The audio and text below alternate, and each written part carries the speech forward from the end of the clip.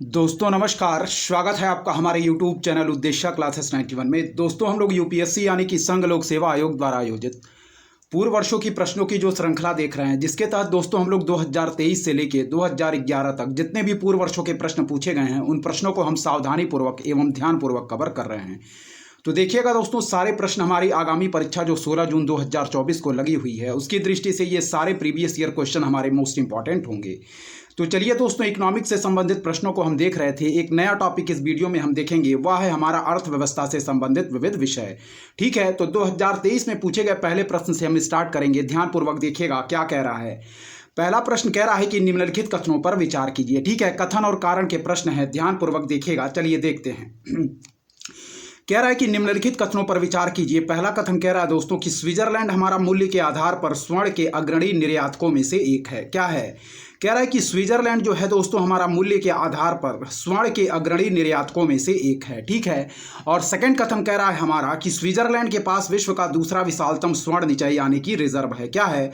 कथन सेकंड कह रहा है कि स्विट्जरलैंड के पास विश्व का दूसरा विशालतम स्वर्ण निचय यानी कि रिजर्व है। तो इस पॉइंट को ध्यानपूर्वक याद रखिएगा। ठीक है, कह रहा है प्रश्न में हमारा कि उपर्युक्त कथनों के बारे में निम्नलिखित में से कौन सा एक कथन सही है। तो ध्यानपूर्वक याद रखिएगा दोस्तों, इसमें जो पहला कथन दिया गया है कि स्विट्जरलैंड मूल्य के आधार पर स्वर्ण के अग्रणी निर्यातकों में से एक है, यह पॉइंट हमारा बिल्कुल सही दिया गया है। इस पॉइंट को याद रखिएगा कि स्विट्जरलैंड दोस्तों मूल्य के आधार पर स्वर्ण के अग्रणी निर्यातकों में से एक है। जबकि जो कथन सेकंड कह रहा है कि स्विट्जरलैंड के पास विश्व का दूसरा विशालतम स्वर्ण निचय या रिजर्व है, यह पॉइंट हमारा बिल्कुल गलत दिया गया है। तो इसमें दोस्तों जो सही आंसर मार्क करेंगे वह देखिएगा ध्यानपूर्वक, कौन सा हम मार्क करेंगे। वह मार्क करेंगे दोस्तों ऑप्शन सी हमारा बिल्कुल सही दिया गया है, यानी कि कथन एक सही है दोस्तों। ठीक है, याद रखिएगा कथन एक हमारा बिल्कुल सही है, किंतु कथन सेकंड हमारा क्या है दोस्तों, गलत है। ठीक है, याद रखिएगा कि ऑप्शन सी हम बिल्कुल राइट आंसर मार्क करेंगे।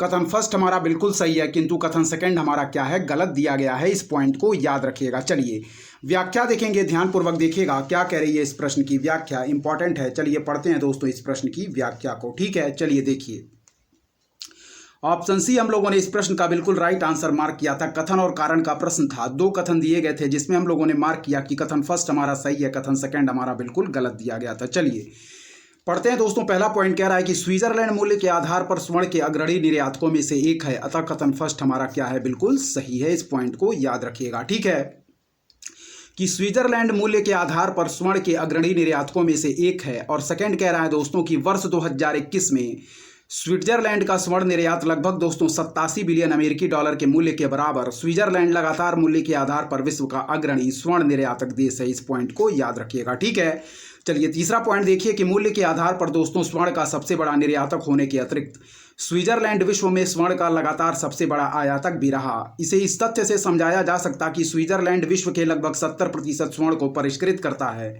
स्विट्जरलैंड अपरिष्कृत स्वर्ण का आयात करता है एवं इसे अपने परिष्कृत रूप में क्या है दोस्तों, निर्यात करता है। ठीक है, फिर लास्ट पॉइंट पढ़िएगा कि 1040 टन स्वर्ण के साथ स्विस नेशनल बैंक के पास विश्व का 7वां सबसे बड़ा स्वर्ण का भंडार है, अतः कथन सेकंड हमारा क्या है, सही नहीं है। इस पॉइंट को याद रखिएगा। ठीक है, एक बार और व्याख्या को देख लेते हैं। देखिएगा कि स्विट्जरलैंड मूल्य के आधार पर स्वर्ण के अग्रणी निर्यातकों में से एक है, अतः कथन फर्स्ट हमारा क्या है दोस्तों, सही है। ठीक है, फिर कह रहा है कि वर्ष 2021 में स्विट्जरलैंड का दोस्तों स्वर्ण निर्यात लगभग 87 बिलियन अमेरिकी डॉलर के मूल्य के बराबर था। स्विट्जरलैंड लगातार हमारा मूल्य के आधार पर विश्व का अग्रणी स्वर्ण निर्यातक देश है। ठीक है, फिर थर्ड पॉइंट पढ़िएगा कि मूल्य के आधार पर स्वर्ण का सबसे बड़ा निर्यातक होने के अतिरिक्त स्विट्जरलैंड दोस्तों विश्व में स्वर्ण का लगातार सबसे बड़ा आयातक भी रहा। इसे इस तथ्य से समझाया जा सकता कि स्विट्जरलैंड विश्व के लगभग 70% स्वर्ण को परिष्कृत करता है। स्विट्जरलैंड दोस्तों अपरिष्कृत स्वर्ण का आयात करता है एवं इसे अपने परिष्कृत रूप में निर्यात करता है। इस पॉइंट को याद रखिएगा। और लास्ट पॉइंट कह रहा है कि 1040 टन स्वर्ण के साथ स्विस नेशनल बैंक के पास विश्व का 7वां सबसे बड़ा स्वर्ण का भंडार है, अतः कथन सेकंड हमारा सही नहीं है, परंतु दोस्तों कथन एक हमारा बिल्कुल सही दिया गया था। चलिए अब पढ़ेंगे 2022 के प्रश्नों की तरफ, ध्यानपूर्वक देखिएगा। जो हमारा टॉपिक चल रहा है दोस्तों इकोनॉमिक्स, और उसमें दोस्तों अर्थव्यवस्था से संबंधित विविध विषय के प्रश्नों को हम देख रहे थे। ठीक है, तो देखिएगा ध्यानपूर्वक, सारे प्रश्न हमारे इंपॉर्टेंट हैं। 2022 के प्रश्नों को हम ध्यानपूर्वक देखिएगा, सारे प्रश्न हमारे मोस्ट इंपॉर्टेंट। चलिए दोस्तों 2022 के प्रश्नों को ध्यानपूर्वक देखेंगे। पहला प्रश्न पढ़िएगा, कह रहा है कि निम्नलिखित कथनों पर विचार कीजिए। पहला पॉइंट कह रहा है कि हाल के वर्षों में वियतनाम दोस्तों विश्व में सबसे तेजी से बढ़ती हुई अर्थव्यवस्थाओं में से एक रहा। ठीक है।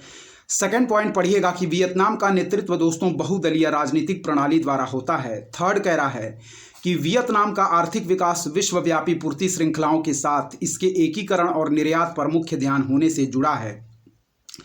फिर कह रहा है दोस्तों कि लंबे समय से वियतनाम की निम्न श्रम लागतों और स्थिर विनिमय दरों ने वैश्विक निर्माताओं को आकर्षित किया है। और फिर कह रहा है कि हिंद प्रशांत क्षेत्र का सर्वाधिक दोस्तों उत्पादक ई सेवा सेक्टर वियतनाम में है। ठीक है, इस पॉइंट को याद रखिएगा। फिर से देखेंगे, कह रहा है कि निम्नलिखित कथनों पर विचार कीजिए। पहला पॉइंट कह रहा है कि हाल के वर्षों में वियतनाम विश्व में सबसे तेजी से बढ़ती हुई अर्थव्यवस्थाओं में से एक रहा।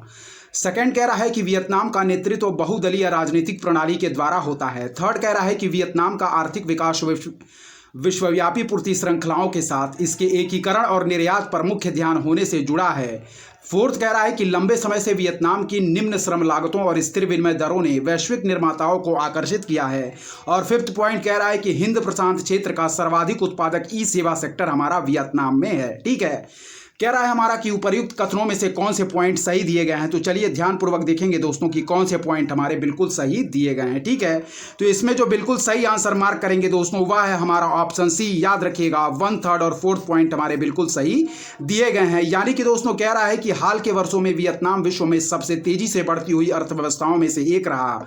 बिल्कुल सही पॉइंट दिया गया, इस पॉइंट को याद रखिएगा। सेकंड पॉइंट हमारा दोस्तों बिल्कुल गलत दिया गया है, जो कि कह रहा है कि वियतनाम का नेतृत्व बहुदलीय राजनीतिक प्रणाली के द्वारा होता है। तो यह पॉइंट हमारा बिल्कुल गलत है। थर्ड पॉइंट पढ़िएगा, कह रहा है कि वियतनाम का आर्थिक विकास दोस्तों विश्वव्यापी पूर्ति श्रृंखलाओं के साथ इसके एकीकरण और निर्यात पर मुख्य ध्यान होने से जुड़ा है। तो यह भी पॉइंट हमारा बिल्कुल सही है। फोर्थ पॉइंट पढ़िएगा कि लंबे समय से वियतनाम की निम्न श्रम लागतों और स्थिर विनिमय दरों ने वैश्विक निर्माताओं को आकर्षित किया है। तो यह भी पॉइंट दोस्तों हमारा बिल्कुल सही है। जबकि पांचवा पॉइंट जो कह रहा है दोस्तों यह बिल्कुल गलत दिया गया है कि हिंद प्रशांत क्षेत्र का सर्वाधिक उत्पादक ई सेवा सेक्टर दोस्तों वियतनाम में है। तो यह पॉइंट हमारा बिल्कुल गलत है। ठीक है, तो इस प्रश्न के संदर्भ में जो सही कथन दिए गए हैं वह है दोस्तों फर्स्ट, थर्ड और फोर्थ। यानी कि फर्स्ट कथन, फिर दोस्तों थर्ड कथन और फोर्थ कथन हमारे सही दिए गए हैं, जबकि फिफ्थ और सेकंड पॉइंट इस संदर्भ में गलत दिए गए हैं। ठीक है, तो ऑप्शन सी हम लोगों ने बिल्कुल राइट आंसर मार्क किया। इस पॉइंट को याद रखिएगा, इस प्रश्न का ऑप्शन सी बिल्कुल राइट आंसर होगा। ठीक है, चलिए देखेंगे इस प्रश्न की व्याख्या को क्या कह रहा है। देखिएगा, पहला पॉइंट पढ़िएगा दोस्तों, कह रहा है https.statistimes.com के अनुसार वर्ष 2020 और 2021 में वियतनाम की विकास दर रैंक क्रमशः 15 और 38 है। अतः कथन फर्स्ट हमारा क्या है, सही है। ठीक है, नेक्स्ट पॉइंट पढ़िएगा कि वियतनाम दोस्तों एक दलीय प्रणाली वाला देश है, जहां वियतनाम की सत्तारूढ़ दोस्तों कम्युनिस्ट पार्टी दशकों से हावी है। अतः कथन सेकंड हमारा क्या है, सही नहीं है। फिर पढ़िएगा, कह रहा है कि https दोस्तों statistimes.com के अनुसार वर्ष 2020 और 2021 में वियतनाम की विकास दर रैंक क्रमशः 15 और 38 है। अतः कथन फर्स्ट हमारा क्या है, बिल्कुल सही है। ठीक है, सेकंड पॉइंट कह रहा है कि वियतनाम दोस्तों एक दलीय प्रणाली वाला देश है, जहां वियतनाम की सत्तारूढ़ कम्युनिस्ट पार्टी दशकों से हावी है। अतः कथन सेकंड हमारा सही नहीं है। ठीक है, व्याख्या इंपॉर्टेंट है, ध्यानपूर्वक सारे प्रश्नों की व्याख्या आप लोग देखते चलें, क्योंकि दोस्तों यूपीएससी में प्रश्न नहीं लेकिन फैक्ट जरूर रिपीट करते हैं, इसलिए सारे प्रश्नों के दोस्तों व्याख्या को आप लोग ध्यानपूर्वक देखते चलिए इस प्रश्न की आगे की व्याख्या की तरफ हम बढ़ेंगे, फिर नेक्स्ट प्रश्न की तरफ बढ़ेंगे। सारे प्रश्न इंपॉर्टेंट हैं, ध्यानपूर्वक देख। चलिए दोस्तों ध्यानपूर्वक तीसरे पॉइंट की तरफ बढ़ेंगे, देखेंगे तीसरा पॉइंट क्या कह रहा है। देखिएगा, कह रहा है कि विनिर्माण उद्योग यानी कि दोस्तों मैन्युफैक्चरिंग की बात कर रहा है। कह रहा है कि कई प्रमुखों द्वारा संचालित होता है। सबसे पहले दोस्तों क्या है, कह रहा है कि विनिर्माण उद्योग कई प्रमुख कारकों द्वारा संचालित होता। कह रहा है कि सबसे पहले वियतनाम को दोस्तों प्रतिस्पर्धी श्रम लागत के साथ कम लागत वाला निर्माता माना जाता। औसतन वियतनाम की श्रम लागत चीन की श्रम लागत से क्या है दोस्तों, आधी है। फिर पढ़िएगा, कह रहा है कि विनिर्माण उद्योग कई प्रमुख कारकों द्वारा संचालित होता। सबसे पहले दोस्तों वियतनाम को प्रतिस्पर्धी श्रम लागत के साथ कम लागत वाला निर्माता माना जाता है, और औसतन याद रखें कि वियतनाम की श्रम लागत दोस्तों चीन की श्रम लागत से आधी है। ठीक है, चलिए नेक्स्ट पॉइंट पढ़ेंगे। कह रहा है कि वर्ष 2010 के बाद से दोस्तों वियतनाम की मुद्रा की सराहना की गई है। कह रहा है और वर्ष 2015 से सरकार ने डॉलर के मुकाबले वियतनामी डोंग दोस्तों को वास्तविक रूप से स्थिर रखा है। अतः कथन फोर्थ हमारा क्या है, बिल्कुल सही है। फिर पढ़िएगा कि वर्ष 2010 के बाद से वियतनाम की मुद्रा की सराहना की गई है, और वर्ष 2015 से सरकार ने डॉलर के मुकाबले वियतनामी डोंग को वास्तविक रूप से स्थिर रखा है। अतः कथन फोर्थ हमारा क्या है दोस्तों, बिल्कुल सही है। नेक्स्ट पॉइंट पढ़िएगा, ध्यानपूर्वक देखिएगा क्या कह रहा है, आगे के पॉइंट हमारे पढ़ेंगे।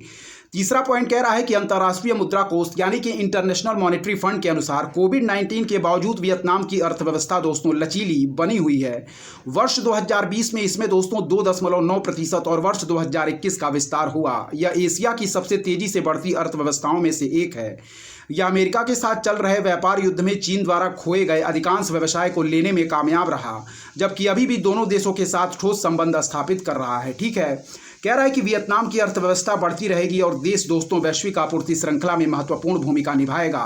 अतः कथन थर्ड हमारा सही है। विकल्प सी हम लोगों ने बिल्कुल राइट आंसर मार्क किया, यानी कि फर्स्ट, थर्ड और फोर्थ पॉइंट हमारे बिल्कुल सही दिए गए थे, जबकि सेकंड और फिफ्थ पॉइंट हमारे बिल्कुल गलत दिए गए थे। चलिए दोस्तों, अब देखेंगे दोस्तों 2022 में पूछे गए दूसरे प्रश्न को। ध्यानपूर्वक देखिएगा, इंपॉर्टेंट है। क्या कह रहा है 2022 में पूछा गया दूसरा प्रश्न? चलिए देखिएगा, कह रहा है कि निम्नलिखित में से कौन कौन से दोस्तों कार्यकलाप हमारे अर्थव्यवस्था में वास्तविक क्षेत्रक यानी कि रियल सेक्टर का निर्माण करते हैं। ठीक है, पढ़िएगा फिर से कि निम्नलिखित में से कौन कौन से कार्यकलाप अर्थव्यवस्था में वास्तविक क्षेत्रक यानी कि दोस्तों रियल सेक्टर का निर्माण करते हैं। तो पहला पॉइंट कह रहा है कि किसानों को अपनी फसलें काटना। दूसरा कह रहा है कि कपड़ा मिलों का दोस्तों कच्चे कपास को कपड़े में बदलना। थर्ड कह रहा है किसी वाणिज्यिक बैंक का किसी व्यापारिक कंपनी को धनराशि उधार देना। और फोर्थ कह रहा है कि किसी कॉर्पोरेट निकाय का विदेश में रुपया अंकित मूल्य के बॉन्ड जारी करना। ठीक है, फिर से पढ़िएगा कि निम्नलिखित में से कौन कौन से कार्यकलाप अर्थव्यवस्था में वास्तविक क्षेत्रक यानी कि रियल सेक्टर का निर्माण करते हैं। तो पहला पॉइंट कह रहा है कि किसानों को अपनी फसलें काटना। सेकंड कह रहा है कि कपड़ा मिलों का कच्चे कपास को कपड़े में बदलना। तीसरा कह रहा है कि किसी वाणिज्यिक बैंक का किसी व्यापारिक कंपनी को धनराशि उधार देना। और फोर्थ कह रहा है कि किसी कॉर्पोरेट निकाय का विदेश में रुपया अंकित मूल्य के बॉन्ड जारी करना। ठीक है, कह रहा है कि नीचे दिए गए कूट का प्रयोग कर सही उत्तर चुनिए। तो इसमें बिल्कुल राइट आंसर मार्क करेंगे दोस्तों ऑप्शन फर्स्ट और सेकंड। इस पॉइंट को याद रखिएगा। प्रश्न कह रहा था कि निम्नलिखित में से दोस्तों कौन से कार्यकलाप अर्थव्यवस्था में वास्तविक क्षेत्रक का निर्माण करते, तो बिल्कुल सही आंसर मार्क करेंगे किसानों को अपनी फसलें काटना। यह पॉइंट हमारा बिल्कुल सही है। और जो सेकंड पॉइंट कह रहा है दोस्तों कि कपड़ा मिलों का कच्चे कपास को कपड़े में बदलना, तो फर्स्ट और सेकंड पॉइंट हमारे बिल्कुल इस संदर्भ में सही दिए गए हैं। थर्ड और फोर्थ पॉइंट हमारे सही नहीं दिए गए हैं। तो सही ऑप्शन हम लोग बिल्कुल मार्क करेंगे ऑप्शन ए, केवल फर्स्ट और सेकंड। इस पॉइंट को याद रखिएगा। चलिए 2021 में पूछे गए प्रश्न की तरफ बढ़ेंगे। इंपॉर्टेंट है, ध्यानपूर्वक देखिएगा क्या कह रहा है 2021 में पूछा गया प्रश्न। देखिए, कह रहा है दोस्तों हमारा वाटर क्रेडिट के संदर्भ में निम्नलिखित कथनों पर क्या कीजिए, विचार कीजिए। फिर पढ़िएगा, कह रहा है कि वाटर क्रेडिट के संदर्भ में निम्नलिखित कथनों पर विचार कीजिए। पहला पॉइंट कह रहा है दोस्तों कि यह जल एवं स्वच्छता क्षेत्र में कार्य के लिए सूक्ष्म वित्त साधनों यानी कि माइक्रो फाइनेंस टूल को लागू करता है। सेकंड पॉइंट कह रहा है दोस्तों कि यह एक वैश्विक पहल है जिसे विश्व स्वास्थ्य संगठन और विश्व बैंक के तत्वाधान में प्रारंभ किया गया। और थर्ड पॉइंट कह रहा है कि इसका उद्देश्य है दोस्तों निर्धन व्यक्तियों को सहायकी के बिना अपनी जल संबंधी आवश्यकताओं को पूरा करने के लिए समर्थ बनाना। फिर पढ़िएगा कि वाटर क्रेडिट के संदर्भ में दोस्तों निम्नलिखित कथनों पर विचार कीजिए। पहला पॉइंट कह रहा है कि यह जल एवं स्वच्छता क्षेत्र में कार्य के लिए सूक्ष्म वित्त साधनों को लागू करता है। सेकंड कह रहा है कि यह एक वैश्विक पहल है दोस्तों जिसे विश्व स्वास्थ्य संगठन और विश्व बैंक के तत्वाधान में प्रारंभ किया गया। और थर्ड पॉइंट कह रहा है कि इसका उद्देश्य है निर्धन व्यक्तियों को सहायकी के बिना अपनी जल संबंधी आवश्यकताओं को पूरा करने के लिए समर्थ बनाना। ठीक है, कह रहा है कि उपर्युक्त कथनों में से कौन से सही हैं, तो बिल्कुल जो राइट आंसर मार्क करेंगे दोस्तों वह है हमारा फर्स्ट कथन, बिल्कुल सही दिया गया है। और दोस्तों इस संदर्भ में हमारा जो थर्ड कथन है यह भी सही दिया गया है, जबकि सेकंड पॉइंट हमारा गलत दिया गया। फिर पढ़िएगा कि वाटर क्रेडिट के संदर्भ में निम्नलिखित कथनों पर विचार कीजिए। पहला पॉइंट कह रहा है दोस्तों कि यह जल एवं स्वच्छता क्षेत्र में कार्य के लिए सूक्ष्म वित्त साधनों को लागू करता, तो यह पॉइंट हमारा बिल्कुल सही दिया गया है। सेकंड पॉइंट जो कह रहा है कि यह एक वैश्विक पहल है जिसे विश्व स्वास्थ्य संगठन और विश्व बैंक के तत्वाधान में प्रारंभ किया गया है, तो यह पॉइंट भी हमारा बिल्कुल गलत है। थर्ड पॉइंट जो कह रहा है कि इसका उद्देश्य है दोस्तों निर्धन व्यक्तियों को सहायकी के बिना अपनी जल संबंधी आवश्यकताओं को पूरा करने के लिए समर्थ बनाना है, तो यह पॉइंट हमारा बिल्कुल सही है। वाटर क्रेडिट के संदर्भ में यह दोनों पॉइंट आप याद रखेंगे कि फर्स्ट और थर्ड पॉइंट हमारे बिल्कुल सही है, जबकि सेकंड पॉइंट दोस्तों बिल्कुल गलत दिया गया है। इंपॉर्टेंट है, ध्यानपूर्वक देखिएगा, इसकी व्याख्या भी इंपॉर्टेंट है, इसके ऑप्शन को भी हम देखेंगे कि कौन सा ऑप्शन इसमें हम राइट मार्क करेंगे। ठीक है, ध्यानपूर्वक इंपॉर्टेंट है, देखिएगा। चलिए देखते हैं इसका ऑप्शन जो राइट मार्क करेंगे दोस्तों वह हम मार्क करेंगे ऑप्शन नंबर यानी कि दोस्तों सी मार्क करेंगे। फर्स्ट और थर्ड कथन हमारे बिल्कुल सही दिए गए हैं इस संदर्भ में। चलिए व्याख्या इस प्रश्न की इंपॉर्टेंट है, ध्यानपूर्वक देखिएगा क्या कह रही है इस प्रश्न की व्याख्या। चलिए पढ़ते हैं। देखिए कह रहा है हमारा कि अमेरिका स्थित दोस्तों एनजीओ है water.org अपनी वाटर क्रेडिट पहल के माध्यम से विभिन्न देशों में सूक्ष्म वित्तीय संस्थानों और गैर सरकारी संगठनों को जल आपूर्ति और स्वच्छता के लिए दोस्तों सूक्ष्म वित्तीय साधनों यानी कि माइक्रो फाइनेंस टूल्स को लागू करता है। फिर पढ़िएगा कि अमेरिका स्थित एनजीओ है दोस्तों water.org अपनी वाटर क्रेडिट पहल के माध्यम से विभिन्न देशों में दोस्तों सूक्ष्म वित्तीय संस्थानों और गैर सरकारी संगठनों को जल आपूर्ति और स्वच्छता के लिए सूक्ष्म वित्तीय साधनों यानी कि माइक्रो फाइनेंस टूल्स को लागू करता है और इसका उद्देश्य है कि निर्धन व्यक्तियों को दोस्तों सहायकी यानी कि सब्सिडी के बिना अपनी जल संबंधी आवश्यकताओं को पूरा करने के लिए समर्थ बनाना। कह रहा है कि यह जरूरतमंद परिवारों को पानी और स्वच्छता के लिए किफायती वित्त पोषण प्रदान करने के लिए चयनित संस्थानों के साथ साझेदारी करता है। अतः कथन फर्स्ट और थर्ड हम बिल्कुल राइट आंसर मार्क करेंगे। ठीक है, फिर देखिएगा कि अमेरिका स्थित एनजीओ दोस्तों water.org अपनी वाटर क्रेडिट पहल के माध्यम से विभिन्न देशों में सूक्ष्म वित्तीय संस्थानों और गैर सरकारी संगठनों को जल आपूर्ति और स्वच्छता के लिए सूक्ष्म वित्तीय साधनों को लागू करता है। इसका उद्देश्य है दोस्तों निर्धन व्यक्तियों को सहायकी के बिना अपनी जल संबंधी आवश्यकताओं को पूरा करने के लिए समर्थ बनाना। यह जरूरतमंद परिवारों को पानी और स्वच्छता के लिए किफायती वित्त पोषण प्रदान करने के लिए चयनित संस्थानों के साथ साझेदारी करता है। अतः पॉइंट फर्स्ट और थर्ड सही दिए गए थे और ऑप्शन सी हम लोगों ने बिल्कुल राइट आंसर मार्क किया था। चलिए आगे एक पॉइंट दिया गया, इसको हम ध्यानपूर्वक पढ़ेंगे। कह रहा दोस्तों water.org एक वैश्विक गैर लाभकारी संगठन है जो दुनिया में पानी और स्वच्छता लाने के लिए काम कर रहा है। इसने सुरक्षित पानी और स्वच्छता के लिए किफायती वित्त पोषण की बाधा को दूर करने के लिए वाटर क्रेडिट कार्यक्रम की पहल शुरू की है। अतः कथन सेकंड सही नहीं आता, विकल्प सी हमारा बिल्कुल सही है। फिर पढ़िएगा कि water.org दोस्तों एक वैश्विक गैर लाभकारी संगठन है जो दुनिया में पानी और स्वच्छता लाने के लिए काम कर रहा है। इसने दोस्तों सुरक्षित पानी और स्वच्छता के लिए किफायती वित्त पोषण की बाधा को दूर करने के लिए वाटर क्रेडिट कार्यक्रम की पहल शुरू की है। अतः कथन सेकंड हमारा सही नहीं है, विकल्प सी हम लोगों ने बिल्कुल राइट आंसर मार्क किया था। चलिए 2021 में पूछे गए दूसरे प्रश्न की तरफ बढ़ेंगे, ध्यानपूर्वक देखिएगा, इंपॉर्टेंट है। क्या कह रहा है 2021 में पूछा गया दूसरा प्रश्न, देखिएगा। कह रहा है कि निम्नलिखित कथनों पर दोस्तों विचार कीजिए। चलिए विचार करते हैं। पहला पॉइंट कह रहा है, देखिए कह रहा है कि अन्य बातें अपरिवर्तित रहने पर भी किसी वस्तु के लिए बाजार मांग बढ़ सकती है यदि पहला कह रहा है कि इसकी स्थानापन्न वस्तु की कीमत में वृद्धि हो। ठीक है, सेकंड कह रहा है, ध्यानपूर्वक देखिएगा क्या कह रहा है कि इसकी पूरक वस्तु की कीमत में वृद्धि हो। थर्ड कह रहा है कि वस्तु घटिया किस्म की है और उपभोक्ताओं की आय में वृद्धि होती है। और फोर्थ कह रहा है कि इसकी कीमत घटती है। ठीक है, फिर से पढ़ेंगे, इंपॉर्टेंट है, देखिएगा। कह रहा है कि निम्नलिखित कथनों पर क्या कीजिए दोस्तों, विचार कीजिए। ठीक है, कह रहा है कि अन्य बातें दोस्तों अपरिवर्तित रहने पर भी किसी वस्तु के लिए क्या है, बाजार मांग बढ़ सकती है यदि दोस्तों पहला पॉइंट कह रहा है कि इसका स्थानापन्न या इसकी स्थानापन्न वस्तु की कीमत में वृद्धि हो। सेकंड कह रहा है कि इसकी पूरक वस्तु की कीमत में वृद्धि हो। थर्ड कह रहा है कि वस्तु घटिया किस्म की है और उपभोक्ताओं की आय में वृद्धि होती है।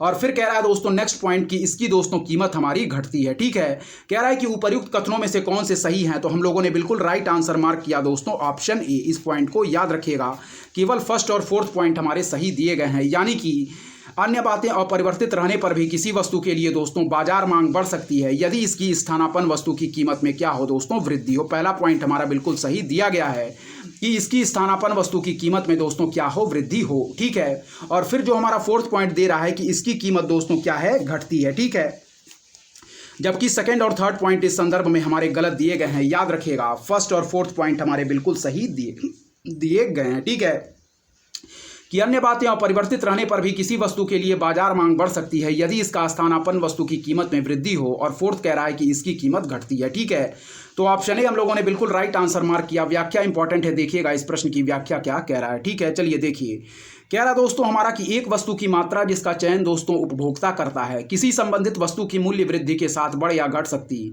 यह इस बात पर निर्भर करता है कि दोनों वस्तुएं एक दूसरे की स्थानापन्न या पूरक हैं या नहीं। जिन वस्तुओं का साथ साथ उपयोग किया जाता है उन्हें पूरक वस्तुएं कहा जाता है, जैसे चाय और चीनी दोस्तों, जूते और जुराब, कलम और स्याही इत्यादि। ठीक है, क्योंकि चाय और चीनी का एक साथ उपयोग में लाए जाते हैं। संभव है कि चीनी की कीमत में वृद्धि से चाय के लिए मांग घटाएगी तथा चीनी कीमत में कमी चाय की मांग में वृद्धि करेगी। पूरक वस्तुओं के विपरीत स्थानापन्न का एक साथ सेवन नहीं किया जाता है, जैसे चाय और कॉफी। वास्तव में चाय और कॉफी एक दूसरे के विकल्प हैं। चूंकि चाय कॉफी का विकल्प है, अगर कॉफी की कीमत बढ़ती है तो उपभोक्ता चाय की ओर रुख कर सकते हैं और इसलिए चाय की मांग दोस्तों बढ़ने की संभावना है। ठीक है, फिर पढ़िएगा। कह रहा है दोस्तों कि एक वस्तु की मात्रा जिसका चयन उपभोक्ता करता है किसी संबंधित वस्तु की मूल्य वृद्धि के साथ बढ़ या घट सकती है। यह इस बात पर निर्भर करता कि दोनों वस्तुएं एक दूसरे की स्थानापन्न यानी कि सब्स्टिट्यूट हैं या पूरक दोस्तों कॉम्प्लीमेंट हैं या नहीं। इस पॉइंट को याद रखिएगा। ठीक है, कह रहा है कि जिन वस्तुओं का दोस्तों साथ साथ उपयोग किया जाता है उन्हें पूरक वस्तुएं कहा जाता है, जैसे दोस्तों चाय और चीनी, जूते और जुराब, कलम और स्याही इत्यादि।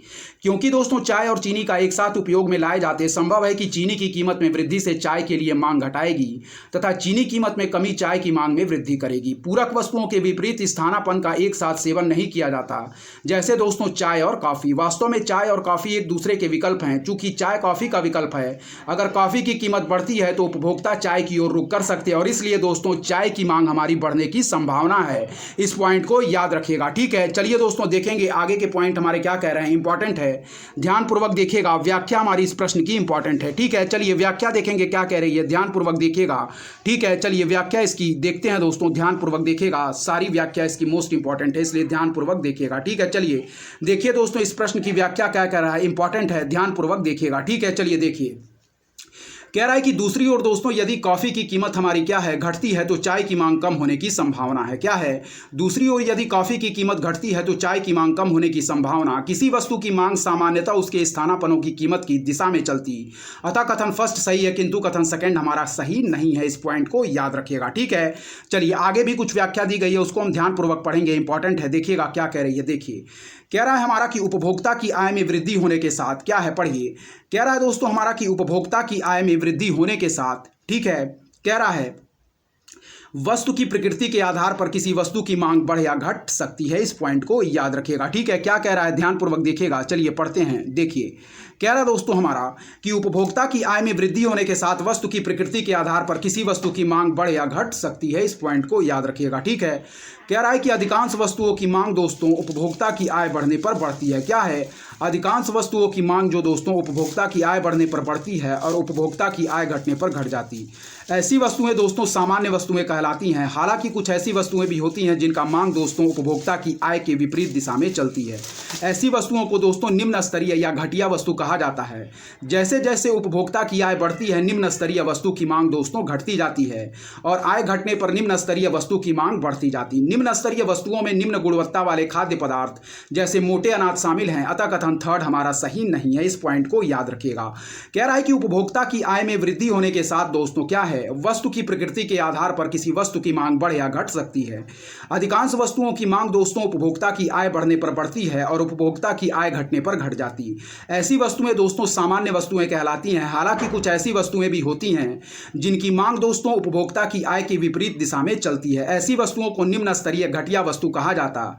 जैसे जैसे उपभोक्ता की आय बढ़ती है निम्न स्तरीय वस्तु की मांग दोस्तों क्या है, घटती जाती है। ठीक है, कह रहा है और दोस्तों आय घटने पर निम्न स्तरीय वस्तु की मांग बढ़ती जाती। ठीक है, निम्न स्तरीय वस्तुओं में दोस्तों निम्न गुणवत्ता वाले खाद्य पदार्थ जैसे मोटे अनाज शामिल हैं, अतः कथन थर्ड हमारा सही नहीं है। नेक्स्ट पॉइंट पढ़िएगा क्या दिया गया है, इंपॉर्टेंट है। देखिए क्या कह रहा है दोस्तों, नेक्स्ट पॉइंट ध्यानपूर्वक देखिएगा।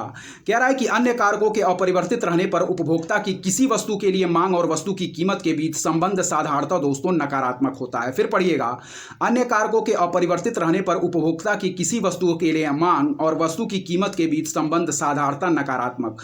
दूसरे शब्दों में वस्तु की मात्रा जो उपभोक्ता का इष्टतम चयन होगा वह वस्तु की कीमत गिरने से संभावित रूप से बढ़ सकती है और वस्तु की कीमत में वृद्धि के साथ घट सकती है। अतः कथन फोर्थ हमारा सही है, अतः विकल्प ए हमारा बिल्कुल राइट आंसर होगा। ठीक है, फिर पढ़िएगा, अन्य कारकों के अपरिवर्तित रहने पर उपभोक्ता की किसी वस्तु के लिए मांग और वस्तु की कीमत के बीच संबंध साधारणतः दोस्तों नकारात्मक होता है। दूसरे शब्दों में वस्तु की मात्रा जो उपभोक्ता का इष्टतम चयन होगा वह वस्तु की कीमत गिरने से संभावित रूप से बढ़ सकती है और वस्तु की कीमत में वृद्धि के साथ घट सकती है।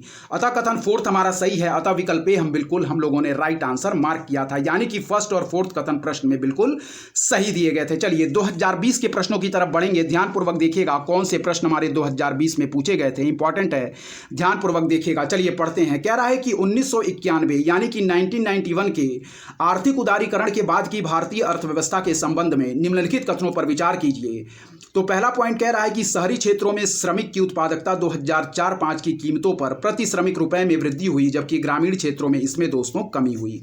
फिर पढ़िएगा कि कार्यबल में दोस्तों ग्रामीण क्षेत्रों की प्रतिशत हिस्सेदारी में सतत वृद्धि हुई है। ठीक है, फिर पढ़िएगा कि ग्रामीण क्षेत्रों में गैर कृषि अर्थव्यवस्था में वृद्धि हुई है। और फोर्थ कह रहा है कि ग्रामीण रोजगार की वृद्धि दर में दोस्तों कमी आई है। ठीक है, कह रहा दोस्तों कि उपर्युक्त कथनों में से कौन से पॉइंट हमारे बिल्कुल सही दिए गए हैं, तो ऑप्शन बी हम लोगों ने बिल्कुल राइट आंसर मार्क किया, यानी कि थर्ड और फोर्थ कथन इस संदर्भ में बिल्कुल सही दिए गए हैं। फिर पढ़िएगा कि 1991 दोस्तों कह रहा है कि 1991 के आर्थिक उदारीकरण के बाद की भारतीय अर्थव्यवस्था के संबंध में निम्नलिखित कथनों पर विचार कीजिए। पहला पॉइंट कह रहा है कि शहरी क्षेत्रों में दोस्तों श्रमिक की उत्पादकता यानी कि 2004-05 की कीमतों पर प्रति श्रमिक रुपए में वृद्धि हुई है, जबकि ग्रामीण क्षेत्रों में इसमें दोस्तों कमी हुई है। याद रखिएगा, तो यह पॉइंट हमारा क्या है, बिल्कुल गलत दिया गया है। फिर पढ़िएगा कि कार्यबल में दोस्तों ग्रामीण क्षेत्रों की प्रतिशत हिस्सेदारी में सतत वृद्धि हुई है, तो यह भी पॉइंट हमारा बिल्कुल गलत दिया गया है। ठीक है, थर्ड पॉइंट कह रहा है कि ग्रामीण क्षेत्रों में दोस्तों क्या है, देखिएगा, कह रहा है कि ग्रामीण क्षेत्रों में गैर कृषि अर्थव्यवस्था में वृद्धि हुई है, तो यह पॉइंट हमारा बिल्कुल सही दिया गया है। इस पॉइंट को याद रखिएगा, थर्ड पॉइंट बिल्कुल सही है कि ग्रामीण क्षेत्रों में गैर कृषि अर्थव्यवस्था में दोस्तों वृद्धि हुई है। और फोर्थ पॉइंट कह रहा है कि ग्रामीण रोजगार की वृद्धि दर में कमी आई है, तो यह भी पॉइंट हमारा बिल्कुल सही है दोस्तों। ठीक है, ध्यानपूर्वक देखिएगा, इंपॉर्टेंट है। कह रहा है कि ग्रामीण क्षेत्रों में गैर कृषि अर्थव्यवस्था में वृद्धि हुई है, और फोर्थ कह रहा है कि ग्रामीण रोजगार की वृद्धि दर में कमी आई है, तो थर्ड और फोर्थ कथन हमारा बिल्कुल सही दिया गया है। इस पॉइंट को याद रखिएगा, जबकि इस संदर्भ में दोस्तों याद रखिएगा हमारा जो फर्स्ट और सेकंड कथन दिया गया है वह बिल्कुल गलत दिया गया है। ठीक है, तो ऑप्शन बी हम बिल्कुल राइट आंसर मार्क करेंगे। इस पॉइंट को याद रखिएगा, थर्ड और फोर्थ कथन हमारे बिल्कुल सही दिए गए हैं, फर्स्ट और सेकंड कथन हमारे बिल्कुल गलत दिए गए हैं। ठीक है, इस प्रश्न की व्याख्या भी इंपॉर्टेंट है, चलिए ध्यानपूर्वक देखिएगा क्या कह रहा है। इस प्रश्न की व्याख्या इंपॉर्टेंट है, ध्यानपूर्वक देखिएगा। चलिए देखिए, चलिए दोस्तों इस प्रश्न की व्याख्या ध्यानपूर्वक पढ़ेंगे। देखिएगा, कह रहा है कि 1991 का जो आर्थिक उदारीकरण था दोस्तों, वह मुख्यतः उद्योगों तथा अन्य आर्थिक क्रियाओं पर सरकारी नियंत्रण को समाप्त करने या कम लाइसेंसिंग के स्थान पर दोस्तों उदारीकरण की नीति का पालन किया गया। इस पॉइंट को याद रखिएगा। फिर पढ़िएगा कि 1991 का जो आर्थिक उदारीकरण था मुख्यतः दोस्तों उद्योगों तथा अन्य आर्थिक क्रियाओं पर सरकारी नियंत्रण को समाप्त करने या कम करने से संबंधित रहा। इसके अंतर्गत क्या किया गया दोस्तों, उद्योगों और व्यापार के लिए लाइसेंसिंग के स्थान पर उदारीकरण की नीति का पालन किया गया। ठीक है, तो पहला पॉइंट पढ़िएगा, कह रहा है कि इस नीति से दोस्तों उद्योग एवं अवसंरचना क्षेत्र में प्रत्यक्ष विदेशी निवेश में उल्लेखनीय वृद्धि हुई, जिसने दोस्तों औद्योगिक क्षेत्र में मंदी पर लगाम लगाने का काम किया। वहीं इसके कुछ नकारात्मक प्रभाव भी परिलक्षित हुए, जो निम्नलिखित हैं। चलिए हम लोग देखेंगे। फिर पढ़िएगा कि 1991 का दोस्तों आर्थिक उदारीकरण मुख्यतः उद्योगों तथा अन्य आर्थिक क्रियाओं पर सरकारी नियंत्रण को समाप्त करने या कम करने से संबंधित रहा है। इसके अंतर्गत उद्योगों और व्यापार के लिए लाइसेंसिंग के स्थान पर उदारीकरण की नीति का पालन किया गया। कह रहा है कि इस नीति से दोस्तों उद्योग एवं अवसंरचना क्षेत्र में प्रत्यक्ष विदेशी निवेश में उल्लेखनीय वृद्धि हुई, जिसने कह रहा है कि औद्योगिक क्षेत्र में मंदी पर लगाम लगाने का काम किया। चलिए आगे भी कुछ पॉइंट इस प्रश्न से संबंधित दिए गए हैं, उनको हम ध्यानपूर्वक पढ़ेंगे, फिर नेक्स्ट प्रश्न की तरफ दोस्तों हम पढ़ेंगे। इंपॉर्टेंट है, देखिएगा क्या कह रहा है। देखिए, वहीं इसके दोस्तों कह रहा है कि कुछ नकारात्मक प्रभाव भी परिलक्षित हुए हैं, जो निम्नलिखित दिए गए हैं। पहला पॉइंट पढ़िएगा, कह रहा है कि कुछ चुनिंदा राज्यों में ही दोस्तों निवेश होने से प्रादेशिक असमानता बढ़ी। इस पॉइंट को याद रखिएगा। फिर पढ़ेंगे कि कुछ चुनिंदा राज्यों में ही दोस्तों निवेश होने से प्रादेशिक असमानता क्या हुई दोस्तों, बढ़ी। ठीक है, नेक्स्ट पॉइंट पढ़िएगा कि ग्रामीण क्षेत्रों के अकुशल श्रमिकों के रोजगार छिन जाने से कार्यबल में उनकी प्रतिशत हिस्सेदारी में कमी दर्ज की गई। इस पॉइंट को याद रखिएगा। दोनों पॉइंट फिर पढ़ेंगे कि कुछ चुनिंदा राज्यों में ही दोस्तों निवेश होने से प्रादेशिक असमानता क्या है दोस्तों, बढ़ी है। ठीक है, फिर पढ़िएगा कि ग्रामीण क्षेत्रों के दोस्तों अकुशल श्रमिकों के रोजगार छिन जाने से कार्यबल में उनकी प्रतिशत हिस्सेदारी में कमी दर्ज की गई। चलिए देखिएगा, नेक्स्ट पॉइंट कह रहा है कि उद्योग और सेवा क्षेत्र के बढ़ने तथा कृषि की उपेक्षा के चलते ग्रामीण क्षेत्रों में गैर कृषि अर्थव्यवस्था में वृद्धि देखी गई है। इस पॉइंट को याद रखिएगा। फिर पढ़िएगा कि उद्योग और सेवा क्षेत्र के बढ़ने तथा कृषि की उपेक्षा के चलते ग्रामीण क्षेत्रों में गैर कृषि अर्थव्यवस्था में वृद्धि देखी गई है। ठीक है, चलिए नेक्स्ट देखिएगा कि ग्रामीण रोजगार की वृद्धि दर में कमी आई है। इस पॉइंट को याद रखिएगा कि ग्रामीण रोजगार की वृद्धि दर में कमी दोस्तों आई है। ठीक है, फिर देखिएगा कह रहा है हमारा कि कुशल श्रमिकों को अकुशल श्रमिकों पर वरीयता प्रदान करने से रोजगार में असमानता दर्ज की गई है। क्या है, कुशल श्रमिकों को अकुशल श्रमिकों पर कह रहा है कि वरीयता प्रदान करने से दोस्तों रोजगार में असमानता दर्ज की गई है। अतः विकल्प बी हम बिल्कुल राइट आंसर मार्क करेंगे। चलिए अब बढ़ेंगे 2019 में पूछे गए प्रश्नों की तरफ। ध्यानपूर्वक देखिएगा क्या कह रहे हैं 2019 में पूछे गए प्रश्न। चलिए इंपॉर्टेंट है, देखिएगा। कह रहा है कि वैश्विक प्रतियोगित्व रिपोर्ट यानी कि ग्लोबल कॉम्पिटिटिवनेस रिपोर्ट कौन प्रकाशित करता है। इंपॉर्टेंट है, रिपोर्ट से संबंधित दोस्तों बहुत सारे प्रश्न हमारी यूपीएससी की परीक्षाओं में पूछे जाते हैं, इसलिए रिपोर्ट से संबंधित जितने भी प्रश्न हैं आप लोग ध्यानपूर्वक देखते चलें। चलिए, कह रहा दोस्तों हमारा कि विश्व आर्थिक मंच, इसका बिल्कुल राइट आंसर मार्क करेंगे। वर्ल्ड इकोनॉमिक फोरम हमारी दोस्तों ग्लोबल कॉम्पिटिटिवनेस रिपोर्ट को प्रकाशित करता है। इस पॉइंट को आप लोग याद रखेंगे। चलिए, वैश्विक प्रतियोगिता रिपोर्ट कह रहा है कि ग्लोबल कॉम्पिटिटिवनेस रिपोर्ट कौन प्रकाशित करता है, तो हम लोगों ने बिल्कुल राइट आंसर मार्क किया, वर्ल्ड इकोनॉमिक फोरम यानी कि WEF, विश्व आर्थिक मंच हमारा यह दोस्तों वैश्विक प्रतियोगित्व रिपोर्ट यानी कि दोस्तों ग्लोबल कॉम्पिटिटिवनेस रिपोर्ट को प्रकाशित करता है। व्याख्या इंपॉर्टेंट है, ध्यानपूर्वक देखिएगा। इस प्रश्न का आंसर ऑप्शन सी हम लोगों ने बिल्कुल राइट आंसर मार्क किया। चलिए व्याख्या पढ़ते हैं, देखिएगा क्या कह रहा है इस प्रश्न की व्याख्या। कह रहा दोस्तों हमारा कि वैश्विक प्रतियोगित्व रिपोर्ट यानी कि विश्व आर्थिक मंच द्वारा जारी किया जाता है ग्लोबल कॉम्पिटिटिवनेस रिपोर्ट। वैश्विक प्रतियोगित्व सूचकांक 12 संकेतकों पर आधारित होता है। इस पॉइंट को याद रखिएगा। पहला कह रहा है दोस्तों हमारा संस्थान है, दूसरा कह रहा है कि उपयुक्त आधारभूत संरचना, फिर कह रहा है कि स्थिर समष्टि आर्थिक ढांचा, फिर चौथा कह रहा है कि अच्छा स्वास्थ्य एवं प्राथमिक शिक्षा, पांचवा कह रहा है दोस्तों उच्च शिक्षा एवं प्रशिक्षण, छठा कह रहा है कुशल माल बाजार, सातवां कह रहा है कुशल श्रम बाजार, आठवां कह रहा है कि वित्तीय बाजारों का विकास, नौवां कह रहा है कि मौजूदा प्रौद्योगिकी का उपयोग करने की क्षमता, 10वां कह रहा है बाजार आकार घरेलू और अंतर्राष्ट्रीय दोनों, फिर 11वां कह रहा है कि सबसे परिष्कृत उत्पादन प्रक्रियाओं का उपयोग करके विभिन्न घरेलू और अंतर्राष्ट्रीय वस्तुओं का उत्पादन, और 12वां कह रहा है नवाचार यानी कि इनोवेशन। ठीक है, कह रहा है कि वैश्विक प्रतिस्पर्धा सूचकांक 2019 में बात कर रहा है दोस्तों विश्व के 141 देशों को शामिल किया गया, जिसमें भारत का स्थान दोस्तों 68वां है। लेकिन दोस्तों परीक्षा की दृष्टि से आप इसका अपडेटेड वर्जन देख के जाएंगे। चलिए देखिए, वैश्विक प्रतियोगित्व रिपोर्ट यानी कि ग्लोबल कॉम्पिटिटिवनेस रिपोर्ट विश्व आर्थिक मंच द्वारा जारी किया जाता है और कह रहा है कि वैश्विक प्रतियोगित्व सूचकांक 12 संकेतकों पर आधारित होता है। चलिए, पहला देखिएगा संस्थान, दूसरा कह रहा है कि उपयुक्त आधारभूत संरचना, थर्ड कह रहा है कि स्थिर समष्टि आर्थिक ढांचा, फोर्थ कह रहा है अच्छा स्वास्थ्य एवं प्राथमिक शिक्षा, पांचवा कह रहा है दोस्तों उच्च शिक्षा एवं प्रशिक्षण, छठा कह रहा है कि कुशल माल बाजार, सातवां कह रहा है कुशल श्रम बाजार, फिर कह रहा है दोस्तों आठवां वित्तीय बाजारों का विकास, नौवां कह रहा है मौजूदा प्रौद्योगिकी का उपयोग करने की क्षमता, 10वां कह रहा है बाजार आकार घरेलू और अंतर्राष्ट्रीय दोनों, 11वां कह रहा है सबसे परिष्कृत उत्पादन प्रक्रियाओं का उपयोग करके विभिन्न घरेलू और अंतर्राष्ट्रीय वस्तुओं का उत्पादन, और 12वां कह रहा है दोस्तों नवाचार। इस पॉइंट को याद रखिएगा। ठीक है, 2019 में पूछे गए दूसरे प्रश्न की तरफ बढ़ेंगे। इंपॉर्टेंट है, ध्यानपूर्वक देखिएगा क्या कह रहा है 2019 में पूछा गया दूसरा प्रश्न। चलिए देखिए, कह रहा है दोस्तों कि किसी दिए गए वर्ष में भारत में कुछ राज्यों में आधिकारिक गरीबी रेखाएं अन्य राज्यों की तुलना में उच्चतर हैं, क्योंकि। फिर देखिएगा कि किसी दिए गए वर्ष में भारत में कुछ राज्यों में दोस्तों आधिकारिक गरीबी रेखाएं अन्य राज्यों की तुलना में उच्चतर है, क्योंकि। तो ऑप्शन बी हम लोग बिल्कुल राइट आंसर मार्क करेंगे, कीमत स्तर अलग अलग राज्य में अलग अलग होता है। इस पॉइंट को याद रखिएगा। फिर पढ़िएगा कि किसी दिए गए वर्ष में भारत में कुछ राज्यों में आधिकारिक गरीबी रेखाएं अन्य राज्यों की तुलना में उच्चतर हैं, क्योंकि ऑप्शन बी हम लोग बिल्कुल राइट आंसर मार्क करेंगे, कीमत स्तर अलग अलग राज्य में अलग अलग होता है। इस पॉइंट को याद रखिएगा। चलिए इस प्रश्न की व्याख्या की तरफ बढ़ेंगे, ध्यानपूर्वक इंपॉर्टेंट है, देखिएगा क्या कह रहा है इस प्रश्न की व्याख्या। चलिए देखेंगे दोस्तों इस प्रश्न की व्याख्या, फिर आगे के प्रश्नों की तरफ ध्यानपूर्वक बढ़ेंगे। और दोस्तों यदि आपको हमारा कंटेंट पसंद आ रहा है तो हमारे चैनल उद्देश्य क्लासेस 91 को जरूर सब्सक्राइब करें, लाइक करें, अपने दोस्तों के बीच शेयर करें, और ऐसे ही दोस्तों लगातार पढ़ते रहें।